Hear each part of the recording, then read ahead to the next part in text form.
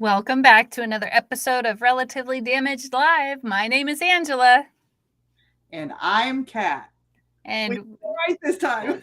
We did it. And normally on Mondays, we are live and we stream to YouTube, Facebook, Twitch, and Twitter, and wherever Kat put her links, which I'm not sure all the channels she's on. Facebook and YouTube. Awesome. Well, welcome everyone to the show today. Which today, we are talking about codependence versus interdependence. And that has always been confusing for me. And I don't think I understood it at first. But of course, I think that these are just notes that we put in the... we have a to-do list that we keep together. And it said... Do you want to do the quote or you want me to do the quote? You can go ahead and whatever we wrote between the two of us. It doesn't, whoever put it in here didn't put their initials. So, it could have been Kat, it could have been me. In all relationships, we depend on each other. There's the unhelpful codependency and the helpful free interdependent. How do you tell the difference?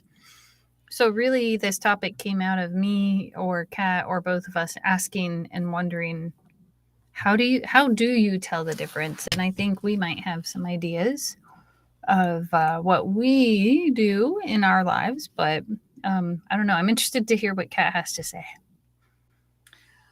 Oh, that's a really good one. And I think for me, it's more about codependency is, I think this kind of thing where neither party is really on the same page with the other party. And it's just kind of as we go around there.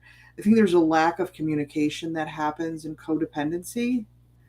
Where interdependent, there is a communication, there's a give and take, there's a common ground that's reached on what is done. Well, yeah, I think with codependency, usually there's this idea, if I just do this or if I just do that, then they will do this or they will do that. Or if I just do this and it will alleviate their pain and suffering. But maybe alleviating that pain and suffering is not the best thing to do in order for them to process through something.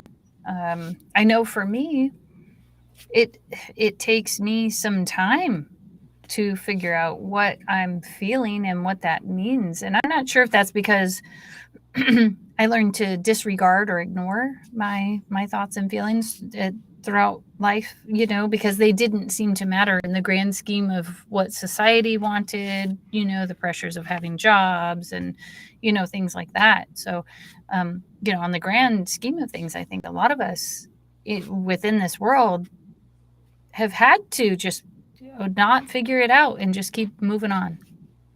Right. I'm just trying to think of things, and it's hard kind of to put it into words, but I'm thinking when you're trying to get something done with a group of people. Mm-hmm. And, my tendency, because I can really get into the whole codependent mindset, is that I've got to have a hands on everything in order for it to get done properly. And, so everybody has to check in me, or I have to, check the most important boxes off. And it was really hard to shift to say everybody has their part, and the communication is what holds us together. So it's the checking in. So where are you at with this? Where are you at with this? Where, here's where I'm at with this, so that everybody has their part and everybody does something about it. But when I start to think that everything has to go through me, you're fostering that dependency in some cases for somebody who's the opposite. It's like, oh, okay, I'm going to give that up. that person's going to Mhm. take care of everything. Right. I don't have to have any responsibility. And so somebody who is that overly responsible will fall into that cycle of codependency, um, with Mm. that one person or people. Mhm. Mhm. Like, Um, it, so the person that's over responsible takes on the tasks that other people could or might need to be responsible for. yeah, yeah. Mhm. Um, I just think of uh, a number of tasks. In my home, I'm because I'm good at it is managing the bills. Mhm. Um, and when you live with someone who has very different ideas of how money works and should be spent, there's a very interesting conversation that happens when that takes place. Mhm. So when I'm more of a saver, thrifty, save for a rainy day kind of person, and my wife is, I've got it in my pocket, I'm going to spend it. And so it really took a lot of conversations to get from that. So it was very easy for me to say, I'm going to take control of this money because I felt I couldn't trust her. Mm. Mhm. And then for her, it was easier. Okay, she's going to take care of everything. Oh, I just, wow. Both of you coming from it's safer. Let her take care of it, or I'm going to take care of it. And both, like, that was safe for both of you. It wasn't right, helpful, but maybe safe. It right. felt safe or appeared safe. Until, until it wasn't, until we started having the conversations about how we were going to spend, how we were going to save, what were our priorities going to be, all that kind of stuff. And I found in that I had to give up some of that control. I had to give up some of that codependency. I had to allow her to make the decisions to make in order to spend money as she saw fit. We had to come to an agreement on, all right, these are the things that absolutely must be paid first. Mhm. The Mhm. mortgage, the car, all that kind of stuff. And but then what happens to it?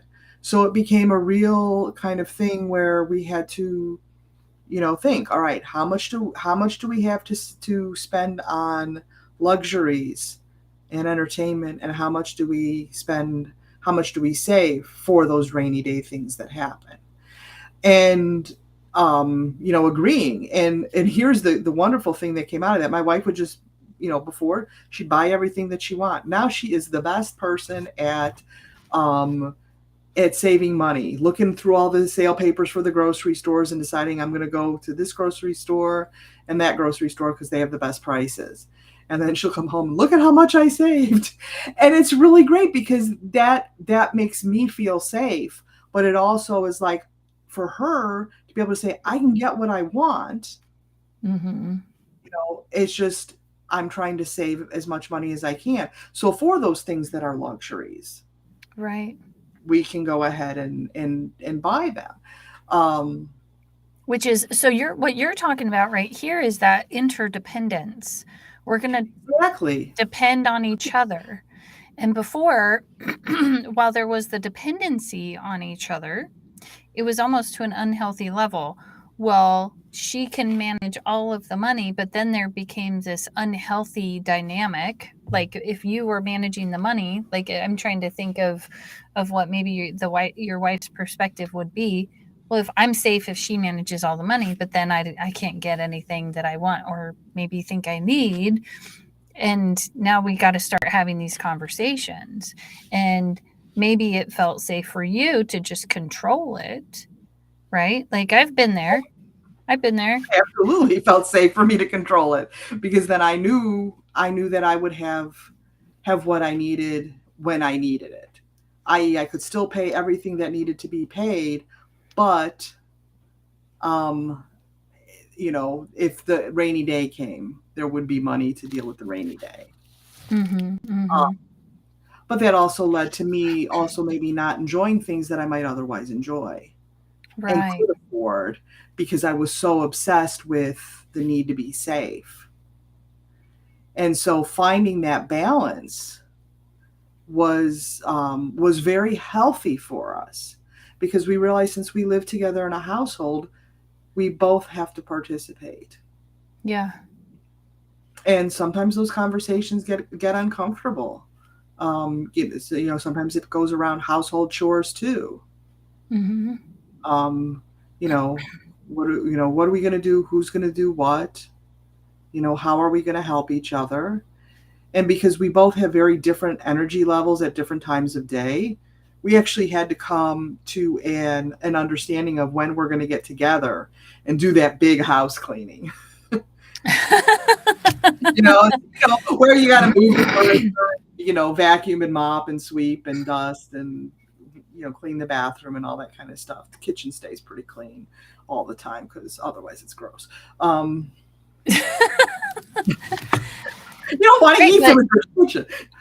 I love that you're like, we have different like energy levels at different times of day and things like that, and recognizing that there are different types of energy levels.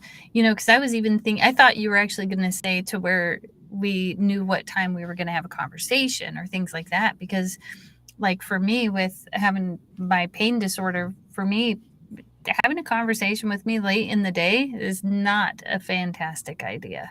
Because, in fact, I've learned I don't want to participate in conversations at that time of day because I'm more reactive, because I'm tired of managing at that point. So for me, I have to, kind of schedule those conversations in unless they're emergent. And most of the time, they're not emergent. Mm. There's not a life or death situation happening, or an immediate decision that needs to be made, and it can wait. But I didn't know that for a long time. So for me, it was like, oh my gosh, we have to solve this right now, blah, blah, blah, very panicky, and it wasn't helpful. Yeah. Yeah, we call that, we need to have a porch talk. And so we come together, and sometimes it's on the porch. Now that the weather's getting cooler, it will be in the house. But where we just sit and we talk about what we need to discuss. Mm-hmm. Because there's, whenever you work with someone closely, you live with someone closely, you're involved in an organization with people, and you have to get that task, so there's this certain closeness. You need to have those conversations. Yeah. And I think that's where that whole interdependence comes in, realizing that we're all in whatever we are together. We're working together towards a common goal, be it at work, be it with an organization, at home. We have to live in peace and harmony. And so the idea is that we find ways to do that. Um, and, codependency, when I was involved in that, I avoided the uncomfortableness with someone else. I lived with it. I took it all into me. And by moving from codependency to interdependency, it was more of saying, okay, let's take those uncomfortable conversations. So when you say that, I'm thinking you're probably saying that instead of having the comfortable conversation, you would take it on as your own and figure out whatever the solution needed to be for the other person, and then impose that solution on them and decide for them what they need. Is that what you're talking about? Or just doing it all myself. Mm-hmm. So Um, then there's also a huge lack of support for you too. Like, you didn't have anyone that you could depend on to help make those decisions. So then it all fell on you. right. Um, and just because I can so very easily go there. And I'm thinking too, towards the end of my career, this is something I was moving toward. Um, Definitely, when I first started, and I was a supervisor, here's what everybody needs to do. And I made the agenda, and I expected people to do it. And things did get done, but I wound up taking so much on myself. Mm.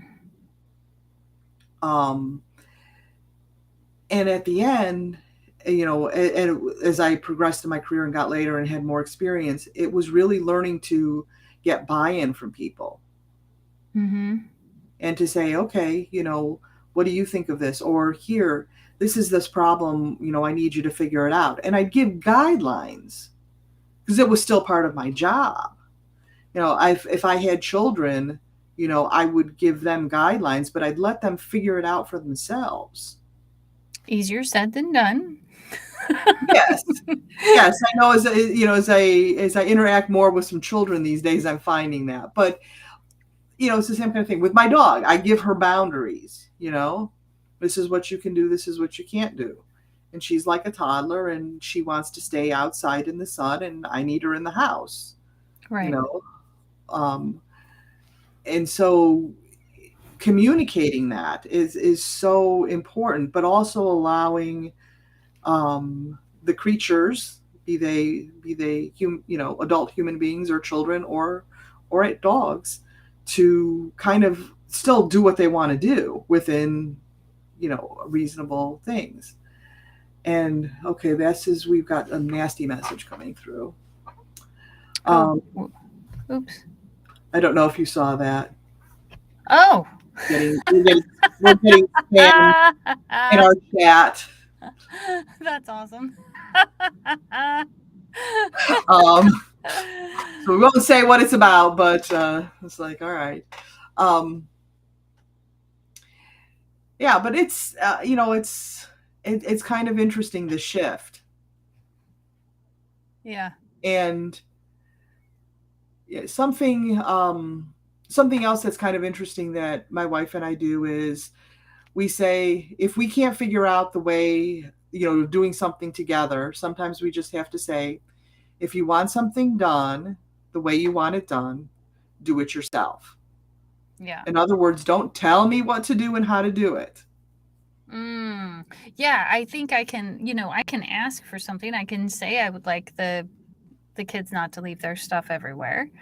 Or I could make that my religion to tell them that what they need to do and how they need to do it and why it needs to be different. Or I can find someone to help me fix it, right? To clean it up. Or I can just acknowledge that maybe I get to look at bags of chips on the table for today, and that so there are so many things we can do. And a lot of times it used to be I would only think of one thing that I could do, or two things. It was Mm. this or that. It was never this or that or that or that or that or that. Hey, I could leave the house. That's another thing I could do. So I don't look at it. I could sit outside. I could lovingly look at those chips and be like, wow, I bet they're really enjoying those. I could throw them away. I mean, but the thing is, I think with like codependence is I'm then doing it to change them.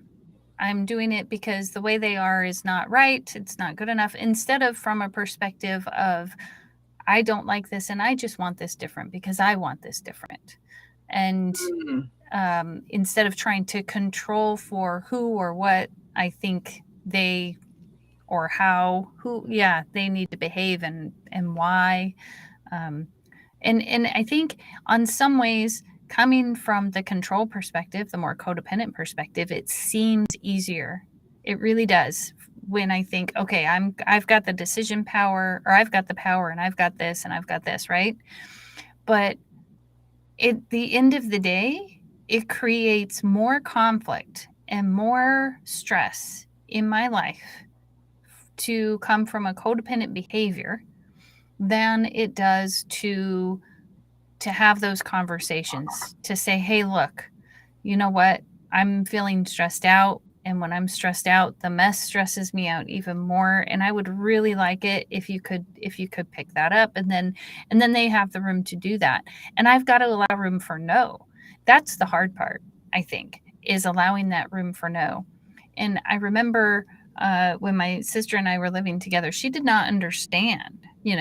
She really had this belief, and she hadn't had children, that I needed to control the children.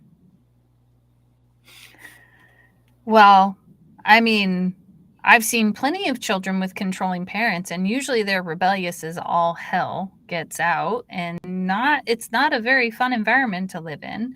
Or the child just it becomes super submissive, and then goes out into the real world, and then becomes one of the people that's willing to push the shocking button. If we go to like the Experiment movie, where there's a parental or an authority figure telling the person being experimented on that they just need to continue the experiment. So if we talk about that experiment, it's they've got a Confederate, and the Confederate goes into this room, and the person that is part of the experiment believes that they're asking these questions of the Confederate, and if the Confederate gets it wrong, then they have to progressively increase the amount of electricity that they're pushing into Mm-hmm.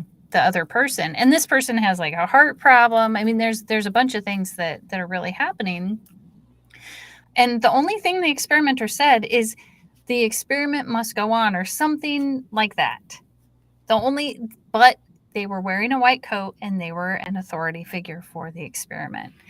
I want to say that initially, when they did that test, they were really trying to figure out why the Germans did what they did by following the Nazi, the whole Nazi thing. And I want to say it was like 90 something percent of the people continued the experiment. And I think it was redone later, and there were less people who went along with the experiment. But that's something we actually have to teach, So if I'm that parent, that codependent parent that says, I know exactly what's right for you, and I know how you need to live your life. Mind you, I'm going to tell you a secret. I can't figure out my life sometimes, so I don't know what made me think I could figure out theirs. I mean, but from the outside, sometimes it's like, oh, it would be so easy, but we don't know their journey. We just don't know. So did I really want my kids to be those people in the experiment pushing the button? Exactly. And that just made me think, do codependents breed other codependents? And when I say breed, I don't necessarily mean reproduce. I mean, yeah. Um, you know, because what are codependents? They want to please people. Yeah. People pleasers, fixers. Let me fix this for you. And yeah, it's so, teaching people their autonomy that they have, and to understand that, and to, you don't always have to make other people happy. Find that within yourself, and then spread that out. Well, yeah, and I think that can be hard. How do you find that happiness within yourself? How do you um if you're in a relationship, how do you know that it's you? Like, I know I've been having conversations within my own family recently. Someone was saying that they didn't want to be a burden, and I'm like, you might anyway. Even if you do everything, that doesn't change that someone might feel at some point like you're a burden. So, is that really a great goal to have, to not be a burden, because you have no control over other people anyway? Right. But that kind of also goes in, yes, realizing that at times in our life, you never know what's going to happen. And again, what is a burden? Yeah, because it might not be a burden, but in a moment, like, life is so long, who's to say, not so long, but during an event, like, let's say, like, an elderly parent is starting to struggle. Well, I may love them and care about them and all of that, and still at one point along, maybe, and along that journey, I may feel like it's a burden, right? Okay. So I had that feeling for a little bit. That doesn't mean that the entire part of that journey is burdensome, unless I decide it is. Right. And it would Um, be if I wasn't allowed to say no, I can't do this right now, or I need a break, then it might become a burden. yeah. It's just kind of funny talking about the burden. If somebody would ask me, I need to go to have this test done, and I need somebody to drive me to and from the hospital. No problem. I waited to get my colonoscopy because I didn't want to burden anyone to take me to take me, and Yeah. they won't let you Uber and all that kind of stuff. And so I'm just like, oh, fine. I don't have any symptoms. I'm going to be fine. Yeah. And it did turn out okay. But that whole idea of being a burden and realizing that in the interdependence is sometimes I may need other people, and at times other people may need me. And that's the beauty about life is the interdependency. The codependent wants to help everybody else but doesn't want help from anybody else. Yeah. Yeah. In fact, maybe I think a lot of times the codependent doesn't feel value, and I think we run a lot of times into this in churches too, like because of the idea that we need to be of service, that if we're not of service, now we are a burden, And I had to realize, like with especially like with my hands and everything not working the way that I think they should, or normally like other people's, that now I was a burden until I found out had a gift. I could love them. I could have conversations with them. They could a lot of times it's always fun for me when I'm talking to somebody and they're like, I say something or I ask a question and it brings up something in them that gives them some some insight, which is really that's a gift. And depending on what you believe in, for me, from God, the universe, from life itself, from reality, whatever you want to call it, that's a gift. And recognizing where our gifts are, instead of, so in some ways I'm grateful that my hands don't work the way that I think they should, because it's given me this insight to see that a lot of times our value isn't exactly where we think it is. And sometimes God shows us, or universe or life or reality, whatever you want to call it. I'm going to keep saying that. That was funny. That the value it might be something different than we think. And so how do we look to see if we're using these behaviors that aren't helpful to us? I think that only comes with self-awareness. And the other thing I'm going to say is, if it doesn't come with self-awareness, it certainly comes when someone says something to us that is extremely triggering and we just want to be like, oh no, I am not that person. And then, because I've learned, if I can sit and be quiet for a minute, I will find that within myself. I will be like, oh, okay, yeah, I've done that too. I want to be all judgy about it, but no, it's not. That's not true. It's a whole nother conversation about how other people are mirrors for us. We should put That's that one true. on the list. But and I can't agree with you more on that. But looking at this and making that shift from codependence to interdependence, um, the one thing I can say, it's connection. It's about connection. Yeah. Yeah, Um, and it will feel awkward and weird. Something we were talking about before we started the stream is that the new behaviors feel awkward and weird. And I think, what did I say? If it doesn't feel awkward and weird, that you're not, then nothing's happening. that's right. Yeah, because if it's new behavior, then it's definitely awkward and weird. And if it's the same old behavior that we're trying to get away from, it actually feels normal. Right. Which is why even if we're undergoing a change, that kind of change of attitude, spiritual outlook, mental outlook, it's so easy to fall back into patterns Yeah. because we don't because it is so familiar.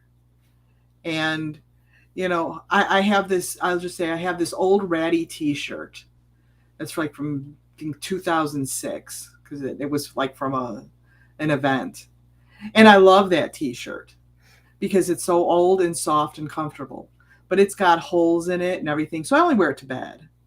And it's probably well past its prime to go in there, but I just can't part with it just because of that. And that's those old attitudes. It's like that old comfortable T-shirt. But if I were to wear that out in public, and again, that's me caring about what other people think, they'd be like, what the hell is she wearing? You know, they'd probably think I was poor and they would take me to the store and buy me a new one. Take pity on me. But that's really representative of those attitudes. Yeah.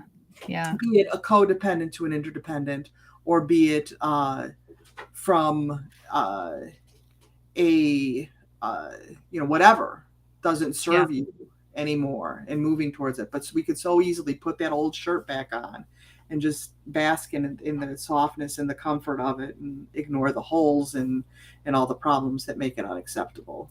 Well, and there's nothing wrong with that either. Sometimes we do need to put the old shirt back on. And, I just want people to know that it's okay that sometimes for me, I've got to be willing to know that sometimes my old shirt's going to be on, if we're going to use that as a metaphor. And if I can be open and curious, then hopefully when my old shirt is showing up, or my old behaviors, the ones that I'm not liking, I'll notice it sooner. So, but if I say I don't want, and I'm like, I'm not going to do that again, then I can't even recognize it as happening. And it's really important to me with making changes, and is noticing, oh, okay, you know what? I noticed that feeling. That feeling is like when I do this, and I want to do something different. So then I start focusing on what I want to do instead of what I don't want to do. So I know our time is up, and we could talk for longer. Always. Always. So Kat has her show, Breaking the Lens of Bias, on Thursdays at noon Central Time, right? That is correct. Yes, I got it right. Yes. So like the Facebook page, Breaking the Lens of Bias. Yeah. Or go to my personal page and you can see it. Definitely. It'll be a great discussion this week. So definitely or information this week. So okay. See you there. I'm Angela. And I'm Kat. See you next time. We'll see you next week.